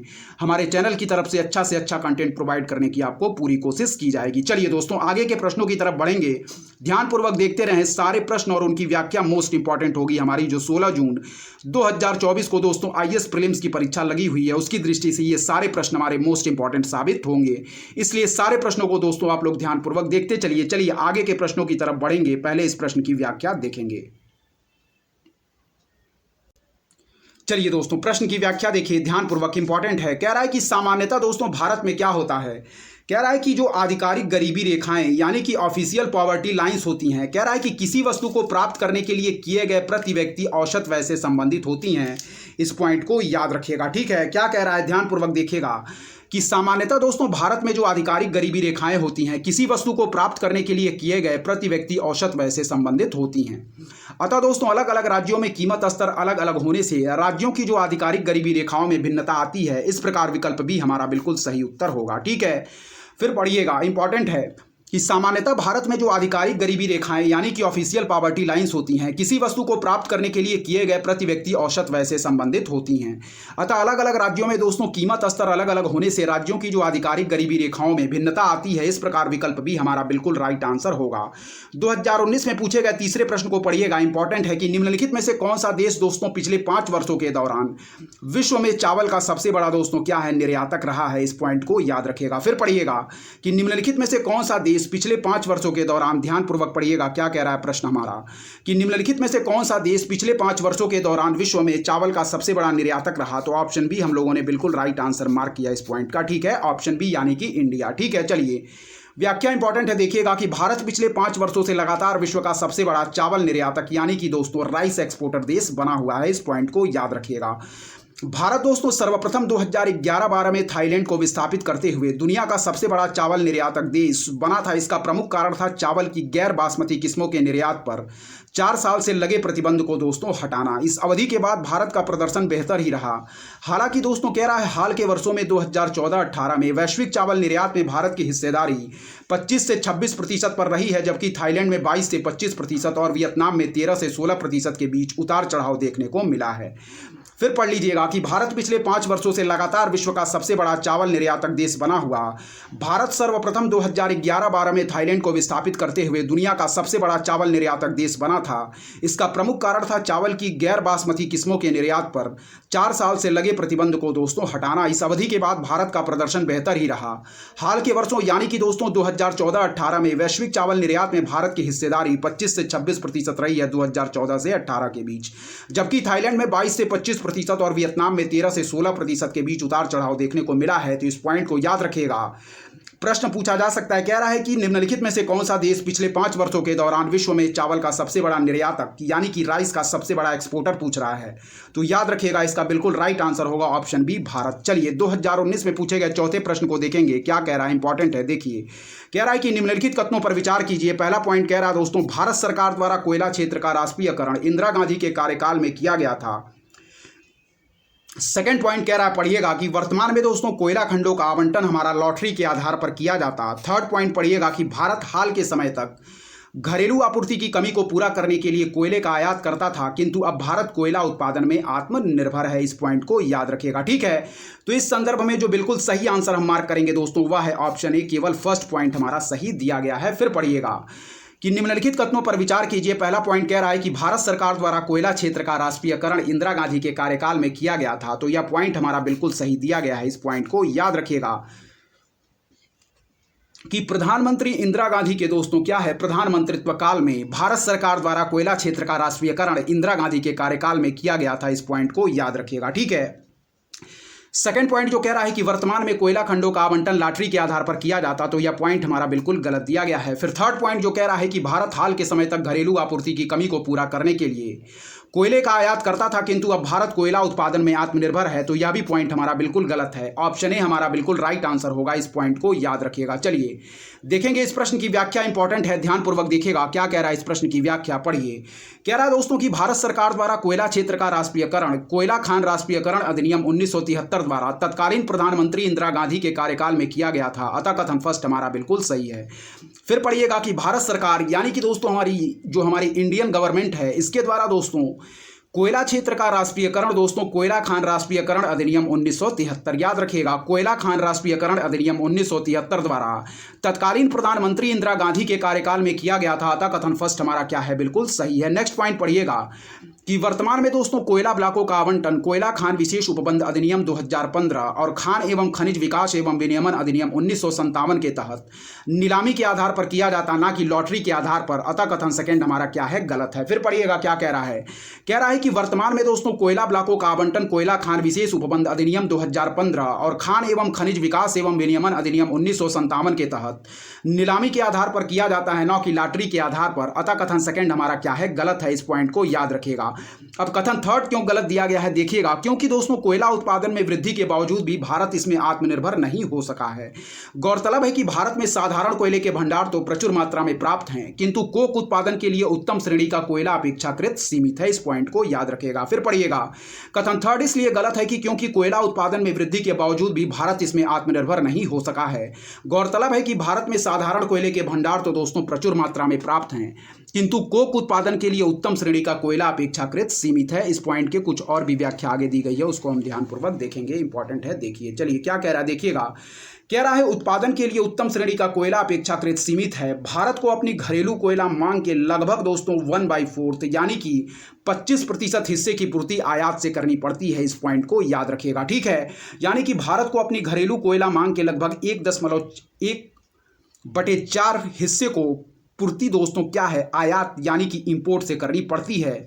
यानी कि 25% हिस्से की पूर्ति आयात से यानी कि इंपोर्ट से करनी पड़ती है। इस पॉइंट को याद रखिएगा। चलिए अब बढ़ेंगे दोस्तों 2019 में पूछे गए 5वें नंबर प्रश्न की तरफ। इंपॉर्टेंट है, देखिएगा क्या कह रहा है। 2019 में पूछा गया 5वां प्रश्न कह रहा है कि निम्नलिखित कथनों पर विचार कीजिए। पहला पॉइंट कह रहा है देखिएगा कि औद्योगिक रोजगार स्थायी आदेश केंद्रीय संशोधन नियम 2018 के अनुसार। पहला पॉइंट कह रहा है कि यदि नियत अवधि रोजगार के लिए नियमों को कार्यान्वित किया जाता तो फर्म कंपनियों के लिए कामगारों की छंटनी करना अपेक्षाकृत आसान हो जाता है, ठीक है। सेकंड पॉइंट कह रहा है कि अस्थायी कामगारों के मामलों में रोजगार समाप्त करने के लिए कोई नोटिस देना आवश्यक नहीं होगा, ठीक है। कह रहा है कि उपर्युक्त में से कौन कौन से कथन हमारे सही हैं, तो ऑप्शन सी हम लोगों ने बिल्कुल राइट आंसर मार्क किया इस पॉइंट का। देखिएगा फिर से पढ़ेंगे, इंपॉर्टेंट प्रश्न है। कह रहा है कि औद्योगिक रोजगार स्थायी आदेश केंद्रीय संशोधन नियम 2018 के अनुसार। पहला पॉइंट कह रहा है कि यदि नियत अवधि रोजगार के लिए नियमों को कार्यान्वित किया जाता है तो फर्म या कंपनियों के लिए कामगारों की छंटनी करना अपेक्षाकृत आसान हो जाता है। इस पॉइंट को याद रखिएगा। सेकंड पॉइंट कह रहा है कि अस्थायी कामगारों के मामलों में रोजगार समाप्त करने के लिए कोई नोटिस देना आवश्यक नहीं होगा, तो यह भी पॉइंट हमारे इस संदर्भ में बिल्कुल सही दिया गया है, ठीक है। फिर से पढ़िएगा कि निम्नलिखित कथनों पर विचार कीजिए। औद्योगिक रोजगार स्थायी आदेश केंद्रीय संशोधन नियम 2018 के अनुसार। पहला पॉइंट कह रहा है कि यदि नियत अवधि रोजगार के लिए नियमों को कार्यान्वित किया जाता तो फर्म या कंपनियों के लिए कामगारों की छंटनी करना अपेक्षाकृत आसान हो जाता। और सेकंड पॉइंट कह रहा है कि अस्थायी कामगारों के मामलों में रोजगार समाप्त करने के लिए कोई नोटिस देना आवश्यक नहीं होगा, ठीक है। तो ऑप्शन सी हम लोगों ने बिल्कुल राइट आंसर मार्क किया। व्याख्या इंपॉर्टेंट है, देखिएगा क्या कह रही है इस प्रश्न की व्याख्या। पढ़िए, कह रहा दोस्तों हमारा कि औद्योगिक रोजगार स्थायी आदेश केंद्रीय संशोधन नियम 2018 के अनुसार कथन फर्स्ट तथा कथन सेकंड दोनों ही सही दिए गए हैं, इसीलिए ऑप्शन सी हम लोगों ने बिल्कुल राइट आंसर मार्क किया। चलिए 2019 में पूछे गए 6ठे नंबर प्रश्न की तरफ बढ़ेंगे। इंपॉर्टेंट है, देखिएगा क्या कह रहा है। 2019 में पूछा गया 6ठा प्रश्न, इंपॉर्टेंट है, पढ़िएगा, ठीक है। चलिए पढ़ते हैं।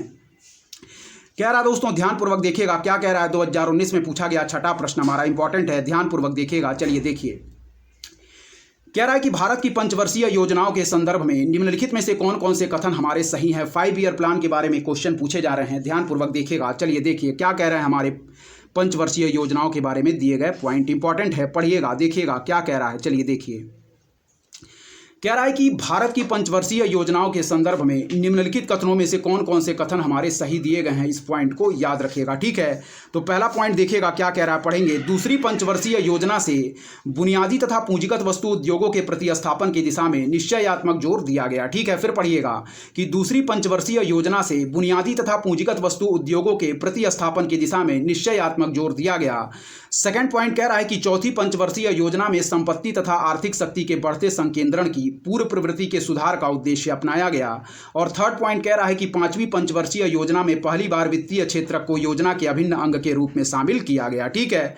तो कह रहा है कि नीचे दिए गए कोड का प्रयोग कर सही उत्तर चुनिए, तो ऑप्शन ए हम बिल्कुल राइट आंसर मार्क करेंगे, यानी कि फर्स्ट और सेकंड कथन इस संदर्भ में बिल्कुल सही दिए गए हैं। फिर पढ़िएगा, कह रहा है कि भारत की पंचवर्षीय योजनाओं के संदर्भ में निम्नलिखित में से कौन कौन से कथन सही दिए गए हैं। तो पहला पॉइंट पढ़िएगा कि दूसरी पंचवर्षीय योजना से बुनियादी तथा पूंजीगत वस्तु उद्योगों के प्रतिस्थापन की दिशा में निश्चयात्मक जोर दिया गया। फिर पढ़िएगा कि दूसरी पंचवर्षीय योजना से बुनियादी तथा पूंजीगत वस्तु उद्योगों के प्रतिस्थापन की दिशा में निश्चयात्मक जोर दिया गया, ठीक है। सेकंड पॉइंट कह रहा है कि चौथी पंचवर्षीय योजना में संपत्ति तथा आर्थिक शक्ति के बढ़ते संकेंद्रण की पूर्व प्रवृत्ति के सुधार का उद्देश्य अपनाया गया। तो फर्स्ट और सेकंड पॉइंट हमारे बिल्कुल सही दिए गए हैं, इस पॉइंट को याद रखिएगा। थर्ड पॉइंट जो कह रहा है कि पांचवी पंचवर्षीय योजना में पहली बार वित्तीय क्षेत्र को योजना के अभिन्न अंग के रूप में शामिल किया गया, तो यह पॉइंट हमारा बिल्कुल गलत है, इस पॉइंट को याद रखिएगा। ऑप्शन ए हमारा बिल्कुल राइट आंसर होगा। फर्स्ट और सेकंड पॉइंट इस संदर्भ में बिल्कुल सही दिए गए हैं। ठीक है, चलिए देखिएगा क्या कह रहा है। इस प्रश्न की व्याख्या इंपॉर्टेंट है, ध्यानपूर्वक पढ़िएगा। इस प्रश्न की व्याख्या को देखेंगे। चलिए देखिए क्या कह रहे हैं। इस प्रश्न की व्याख्या इंपॉर्टेंट है, देखिएगा। चलिए देखते हैं दोस्तों इस प्रश्न की व्याख्या को, इंपॉर्टेंट है। देखिए कह रहा है हमारा कि द्वितीय पंचवर्षीय योजना से क्या कह रहा है, बुनियादी तथा पूंजीगत वस्तु उद्योगों के प्रतिस्थापन की दिशा में निश्चयात्मक जोर दिया गया। ठीक है, इसलिए दोस्तों हमारा पहला पॉइंट बिल्कुल सही दिया गया है, इस पॉइंट को याद रखिएगा। फिर से पढ़िएगा। कह रहा है हमारा द्वितीय पंचवर्षीय योजना से बुनियादी तथा पूंजीगत वस्तु उद्योगों के प्रतिस्थापन की दिशा में निश्चयात्मक जोर दिया गया। ठीक है, फिर पढ़िएगा कि द्वितीय पंचवर्षीय योजना से बुनियादी तथा पूंजीगत वस्तु उद्योगों के प्रतिस्थापन की दिशा में निश्चयात्मक जोर दिया गया। ठीक है, नेक्स्ट पॉइंट पढ़िएगा क्या कह रहा है। कह रहा है कि इस योजना के दौरान यानी कि 1956 से 1961 राउरकेला, भिलाई तथा दुर्गापुर में लौह इस्पात संयंत्र स्थापित किए गए। साथ ही चितरंजन लोकोमोटिव्स, सिंदरी उर्वरक कारखाना, इंटीग्रल कोच फैक्ट्री आदि भी इस योजना काल के दौरान स्थापित किए गए थे। अतः कथन फर्स्ट हमारा क्या है, बिल्कुल सही है। फिर पढ़िएगा।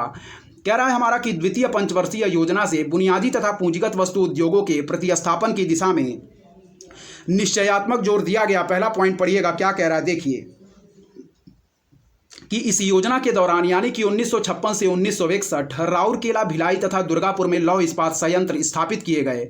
साथ ही चितरंजन लोकोमोटिव्स, दोस्तों याद रखें, सिंदरी उर्वरक कारखाना, इंटीग्रल कोच फैक्ट्री आदि भी इस योजना काल के दौरान स्थापित किए गए। अतः कथन फर्स्ट क्या है दोस्तों, हमारा बिल्कुल सही दिया गया है। चलिए इस प्रश्न की आगे भी कुछ व्याख्या दी गई है, उसको हम ध्यानपूर्वक पढ़ेंगे। इस प्रश्न की पूरी व्याख्या दोस्तों हमारी आगामी परीक्षा की दृष्टि से इंपॉर्टेंट है, इसलिए ध्यानपूर्वक देखिएगा क्या कह रहा है इस प्रश्न की आगे की व्याख्या। चलिए इंपॉर्टेंट है, देखेंगे, ध्यानपूर्वक पढ़ेंगे। चलिए देखिए क्या कह रहा है दोस्तों, व्याख्या इसकी पढ़िएगा, इंपॉर्टेंट है। देखिए कह रहा है ज्ञातव्य है दोस्तों कि द्वितीय पंचवर्षीय योजना हमारी पीसी महालनोबिस मॉडल पर आधारित थी। क्या है, देखिएगा, ज्ञातव्य है कि द्वितीय पंचवर्षीय योजना पीसी महालनोबिस मॉडल पर आधारित थी। और कह रहा है कि चतुर्थ पंचवर्षीय योजना, जिसका योजना काल था 1969 से 1974 का मुख्य उद्देश्य था भारतीय अर्थव्यवस्था में स्थिरता के साथ आर्थिक विकास तथा आत्मनिर्भरता की अधिकाधिक प्राप्ति। अतः कथन सेकंड भी क्या है, हमारा बिल्कुल सही है। फिर पढ़िएगा कि चतुर्थ पंचवर्षीय योजना यानी कि 1969 से 1974 का मुख्य उद्देश्य था भारतीय अर्थव्यवस्था में स्थिरता के साथ आर्थिक विकास तथा आत्मनिर्भरता की अधिकाधिक प्राप्ति। अतः कथन सेकंड हमारा बिल्कुल सही है। ठीक है, ज्ञातव्य है कि चतुर्थ पंचवर्षीय योजना दोस्तों डीआर गॉडगिल मॉडल पर आधारित थी। इस पॉइंट को याद रखिएगा। क्या है, कह रहा है कि ज्ञातव्य है कि चतुर्थ पंचवर्षीय योजना हमारी डीआर गॉडगिल मॉडल पर आधारित थी। इस पॉइंट को याद रखिएगा। चलिए आगे के पॉइंट की तरफ बढ़ेंगे, ध्यानपूर्वक देखिएगा, आगे के पॉइंट भी हमारे इंपॉर्टेंट दिए गए हैं। ठीक है, चलिए पढ़ते हैं दोस्तों। चलिए देखिए कह रहा है कि पांचवी पंचवर्षीय योजना 1974 से 1979 में नहीं बल्कि नौवीं पंचवर्षीय योजना 1997 से 2002 में पहली बार वित्तीय क्षेत्र को योजना के अभिन्न अंग के रूप में शामिल किया गया। अतः कथन थर्ड हमारा बिल्कुल गलत दिया गया है। फिर देखिएगा, पांचवी पंचवर्षीय योजना जिसकी योजना काल थी 1974 से 1979 में नहीं बल्कि नौवीं पंचवर्षीय योजना 1997 से 2002 में पहली बार वित्तीय क्षेत्र को योजना के अभिन्न अंग के रूप में शामिल किया गया। अतः कथन थर्ड हमारा क्या है, बिल्कुल गलत है। नेक्स्ट पॉइंट पढ़िएगा। कह रहा है कि विदित है कि दोस्तों की पांचवी पंचवर्षीय योजना में गरीबी उन्मूलन और आत्मनिर्भरता प्रमुख उद्देश्य थे। ठीक है, इस योजना के दौरान वर्ष 1975 में 20 सूत्री कार्यक्रम शुरू किया गया। राष्ट्रीय न्यूनतम आवश्यकता कार्यक्रम और काम के बदले अनाज कार्यक्रम भी इसी योजना में क्रियान्वित किए गए। इस पॉइंट को याद रखिएगा। फिर देखिएगा, कह रहा है दोस्तों कि विदित है कि हमारी जो पांचवी पंचवर्षीय योजना थी इसमें गरीबी उन्मूलन और आत्मनिर्भरता प्रमुख हमारे उद्देश्य थे। ठीक है, इस योजना के दौरान वर्ष 1975 में 20 सूत्री कार्यक्रम हमारे क्या है दोस्तों, याद रखिएगा, शुरू किया गया था। ठीक है, और कह रहा है कि राष्ट्रीय न्यूनतम आवश्यकता कार्यक्रम और काम के बदले अनाज कार्यक्रम भी इसी योजना में क्रियान्वित किए गए थे, यानी कि पांचवी पंचवर्षीय योजना में। ठीक है, चलिए 2019 में पूछे गए 7वें प्रश्न की तरफ बढ़ेंगे, इंपॉर्टेंट है। देखिएगा क्या कह रहा है, 2019 में पूछा गया 7वां प्रश्न इंपॉर्टेंट है, पढ़िएगा। चलिए पढ़िए। कह रहा है कि किसी भी देश के संदर्भ में निम्नलिखित में से किसे दोस्तों उस देश की सामाजिक पूंजी या सोशल कैपिटल के भाग के रूप में समझा जाएगा। फिर पढ़िएगा कि किसी भी देश के संदर्भ में निम्नलिखित में से किसे उस देश की सामाजिक पूंजी यानी कि सोशल कैपिटल के भाग के रूप में समझा जाएगा। तो हम लोग बिल्कुल राइट आंसर मार्क करेंगे दोस्तों, ऑप्शन डी, यानी कि समाज में आपसी भरोसे और सामंजस्य का स्तर। इस पॉइंट को याद रखिएगा, ऑप्शन डी हमारा बिल्कुल राइट आंसर होगा। फिर पढ़िएगा कि किसी भी देश के संदर्भ में निम्नलिखित में से किसे उस देश की सामाजिक पूंजी यानी कि सोशल कैपिटल के भाग के रूप में समझा जाएगा? तो ऑप्शन डी हमारा बिल्कुल राइट आंसर होगा, समाज में आपसी भरोसे और सामंजस्य का स्तर। ऑप्शन डी, समाज में आपसी भरोसे और सामंजस्य का स्तर। चलिए, इसकी व्याख्या इंपॉर्टेंट है। ऑप्शन डी हम लोगों ने बिल्कुल राइट आंसर मार्क किया। देखेंगे इस प्रश्न की व्याख्या क्या कह रही है, इंपॉर्टेंट है, ध्यानपूर्वक पढ़िएगा। चलिए देखिएगा इस प्रश्न की व्याख्या क्या कह रही है। देखिए क्या रहा दोस्तों हमारा कि प्रत्येक समाज में कुछ लोगों के पास, देखिए पहले यहां से स्टार्ट करते हैं, देखते हैं। समाज में आपसी भरोसे और सामंजस्य का जो स्तर है उसे किसी भी देश के संदर्भ में उस देश की सामाजिक पूंजी सोशल कैपिटल के भाग के रूप में समझा जाता है। फिर पढ़िएगा, समाज में दोस्तों आपसी भरोसे और सामंजस्य का जो स्तर है उसे किसी भी देश के संदर्भ में उस देश की सामाजिक पूंजी यानी कि सोशल कैपिटल के भाग के रूप में समझा जाता। पहला पॉइंट कह रहा है कि प्रत्येक समाज में दोस्तों कुछ लोगों के पास धन, संपदा, शिक्षा, स्वास्थ्य एवं शक्ति जैसे मूल्यवान संसाधन का दूसरों की अपेक्षा ज्यादा बड़ा हिस्सा होता है। ठीक है, फिर पढ़िएगा कि प्रत्येक समाज में कुछ लोगों के पास धन, संपदा, शिक्षा, स्वास्थ्य एवं शक्ति जैसे मूल्यवान संसाधनों का दूसरों की अपेक्षा ज्यादा बड़ा क्या है दोस्तों, हिस्सा होता है।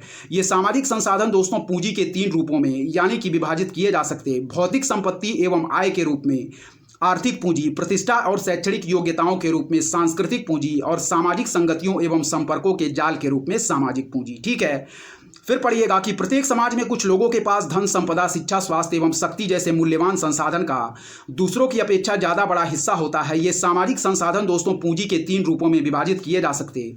पहला कह रहा है भौतिक संपत्ति एवं आय के रूप में आर्थिक पूंजी यानी कि इकोनॉमिक कैपिटल। फिर कह रहा है प्रतिष्ठा और शैक्षणिक योग्यताओं के रूप में सांस्कृतिक पूंजी यानी कि दोस्तों कल्चरल कैपिटल। और फिर कह रहा है सामाजिक संगतियों एवं संपर्कों के जाल के रूप में क्या है हमारा, सामाजिक पूंजी यानी कि सोशल कैपिटल। इस पॉइंट को याद रखिएगा। ठीक है, चलिए आगे के पॉइंट को देखेंगे, ध्यानपूर्वक देखिएगा आगे के पॉइंट हमारे क्या कह रहे हैं, इंपॉर्टेंट है, देखिए। ठीक है, चलिए देखते हैं दोस्तों।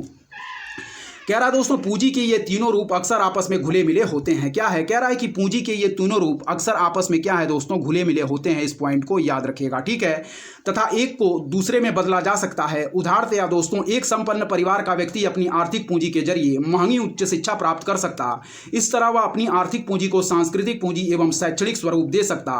उसी प्रकार एक अन्य व्यक्ति अपने प्रभावशाली मित्रों व संबंधियों यानी अपनी सामाजिक पूंजी के जरिए अच्छी सलाह, सिफारिश या जानकारी पा सकता है और इनके द्वारा एक अच्छी आय वाली नौकरी पाकर सामाजिक पूंजी को आर्थिक पूंजी में बदल सकता है। ठीक है, नोट कह रहा है दोस्तों कि लेगाटम समृद्धि सूचकांक जिन 9 उप सूचकांकों पर आधारित होता है उसमें से एक दोस्तों सामाजिक पूंजी भी है। ठीक है, फिर पढ़िएगा कि पूंजी के ये तीनों रूप अक्सर आपस में दोस्तों घुले मिले होते हैं तथा एक को दूसरे में बदला जा सकता। ठीक है, पढ़िएगा, कह रहा है कि उदाहरणतया दोस्तों एक संपन्न परिवार का व्यक्ति अपनी आर्थिक पूंजी के जरिए महंगी उच्च शिक्षा प्राप्त कर सकता है, इस तरह वह अपनी आर्थिक पूंजी को सांस्कृतिक एवं शैक्षणिक स्वरूप दे सकता।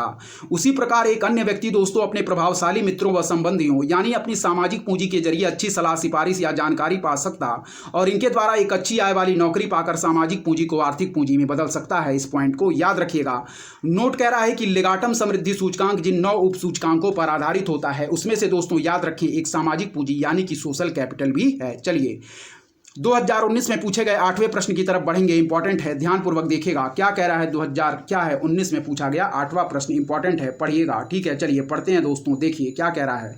2019 में पूछा गया 8वां प्रश्न, इंपॉर्टेंट है, देखिएगा।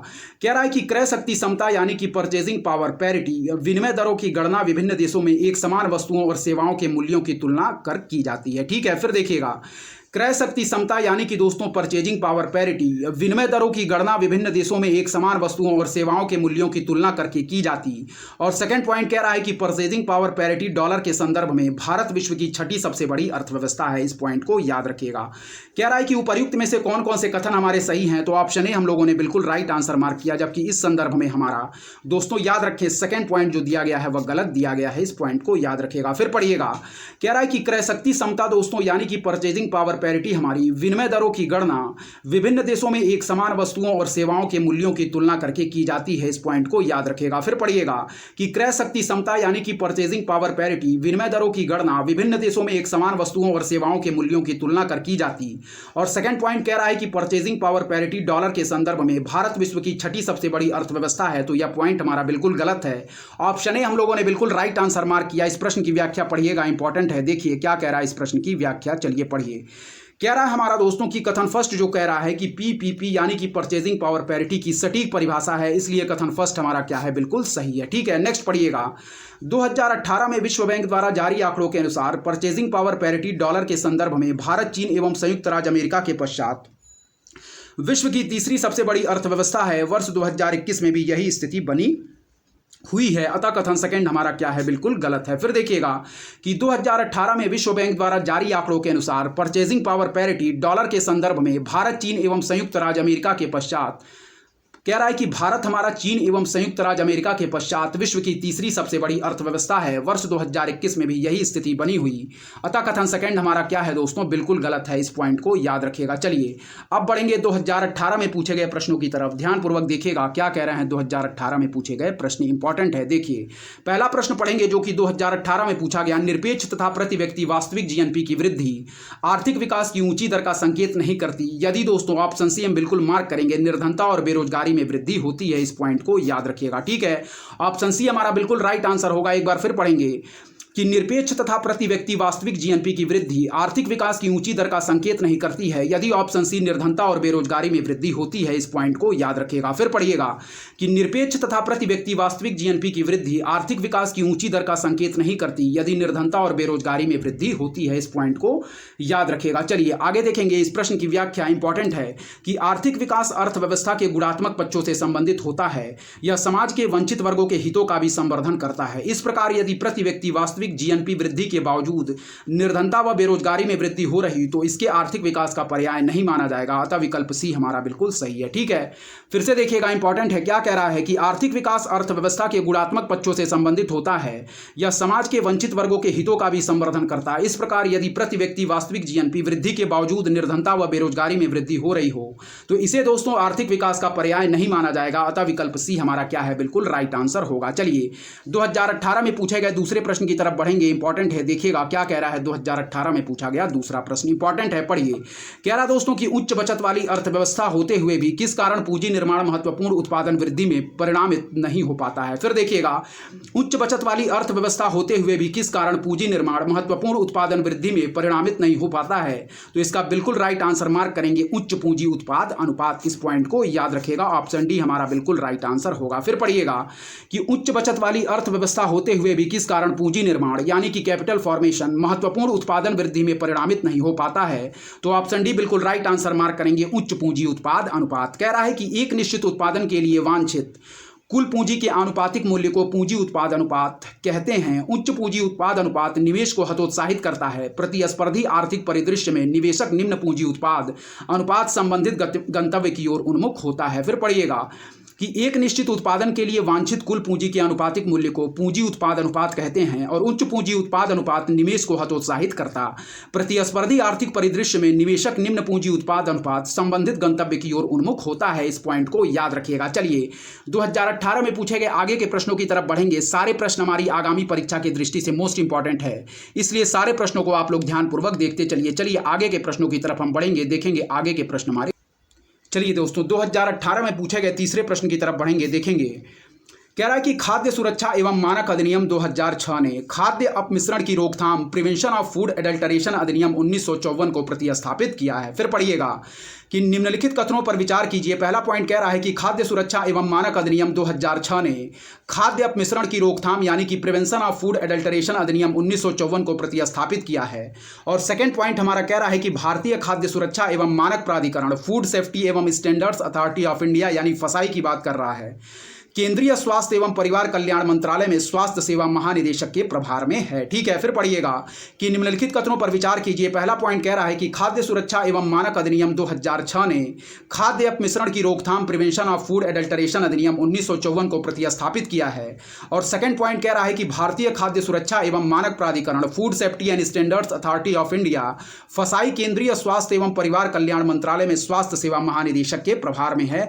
तो यह पॉइंट दोस्तों हमारा बिल्कुल गलत दिया गया है। फर्स्ट पॉइंट हमारा बिल्कुल सही दिया गया है, सेकंड पॉइंट हम बिल्कुल गलत मार्क करेंगे, फर्स्ट पॉइंट बिल्कुल सही मार्क करेंगे। ठीक है, कह रहा है हमारा कि खाद्य सुरक्षा एवं मानक अधिनियम 2006 ने खाद्य अपमिश्रण की रोकथाम प्रिवेंशन ऑफ फूड एडल्टरेशन अधिनियम 1954 को प्रतिस्थापित किया है। तो फर्स्ट पॉइंट हमारा बिल्कुल सही है, सेकंड पॉइंट हमारा इस संदर्भ में गलत है। व्याख्या इंपॉर्टेंट है, पढ़िएगा क्या कह रही है इस प्रश्न की व्याख्या। चलिए, कह रहा है कि अगस्त 2016 में जिस दिन दोस्तों संसद द्वारा खाद्य सुरक्षा और मानक अधिनियम 2006 यानी कि एफएसएसए पारित किया गया, उसी दिन दोस्तों खाद्य अपमिश्रण निवारक अधिनियम 1954 रद्द हो गया, यानी कि प्रिवेंशन ऑफ फूड एडल्टरेशन अधिनियम एक्ट 1954। अतः कथन फर्स्ट हमारा सही है। फिर पढ़िएगा कि अगस्त 2016 में जिस दिन दोस्तों संसद द्वारा खाद्य सुरक्षा और मानक अधिनियम 2006 ठीक है पारित किया गया, उसी दिन दोस्तों खाद्य अपमिश्रण निवारक अधिनियम 1954 रद्द हो गया। अतः कथन फर्स्ट हमारा क्या है, बिल्कुल सही है। ठीक है, फिर आगे पढ़िएगा क्या कह रहा है, ध्यानपूर्वक देखिएगा, इंपॉर्टेंट है। चलिए देखिए, कह रहा है हमारा कि फसाई यानी कि दोस्तों food safety and standards authority of India के अध्यक्ष की नियुक्ति केंद्र सरकार द्वारा खाद्य विज्ञान के क्षेत्र में प्रख्यात लोगों या एडमिनिस्ट्रेशन से संबंधित ऐसे लोगों जो खाद्य क्षेत्र से संबंधित रहे हों तथा भारत सरकार के सचिव स्तर के पद पर कार्यरत हों या पूर्व में रहे हों में से की जाती है। अतः कथन सेकंड हमारा सही नहीं है। फिर पढ़िएगा कि फसाई यानी कि food safety and standards authority of India के अध्यक्ष की नियुक्ति केंद्र सरकार द्वारा खाद्य विज्ञान के क्षेत्र में प्रख्यात लोगों या एडमिनिस्ट्रेशन से संबंधित ऐसे लोगों जो खाद्य क्षेत्र से संबंधित रहे हों तथा भारत सरकार के सचिव स्तर के पद पर कार्यरत हों या पूर्व में रहे हों में से की जाती है। अतः कथन सेकंड हमारा सही नहीं है, इस पॉइंट को याद रखिएगा। ठीक है, चलिए दोस्तों देखेंगे हम 2018 में जो पूछा गया चौथा प्रश्न है उसकी तरफ बढ़ेंगे, इंपॉर्टेंट है, देखिएगा क्या कह रहा है। चलिए देखिए, कह रहा है हमारा कि राष्ट्रीय खाद्य सुरक्षा अधिनियम 2013 के अधीन बनाए गए उपबंधों के संदर्भ में निम्नलिखित कथनों पर विचार कीजिए। फिर पढ़िएगा कि राष्ट्रीय खाद्य सुरक्षा अधिनियम 2013 के अधीन बनाए गए उपबंधों के संदर्भ में निम्नलिखित कथनों पर विचार कीजिए। नेशनल फूड सिक्योरिटी एक्ट के बारे में बात की जा रही है। पहला पॉइंट पढ़िए, केवल वे ही परिवार सहायता प्राप्त खाद्यान्न लेने की पात्रता रखते जो गरीबी रेखा से नीचे श्रेणी में आते हैं। पहला पॉइंट याद रखिएगा। सेकंड पॉइंट पढ़िए, कह रहा है कि परिवार में 18 वर्ष या उससे अधिक उम्र की सबसे अधिक उम्र वाली महिला की राशन कार्ड निर्गत किए जाने के प्रयोजन से परिवार की मुखिया होगी। फिर है थर्ड पॉइंट पढ़िएगा कि गर्भवती महिलाएं एवं दुग्ध पिलाने वाली माताएं गर्भ अवस्था के दौरान और उसके 6 महीने बाद तक प्रतिदिन 1600 कैलोरी वाला राशन घर ले जाने की हकदार हैं।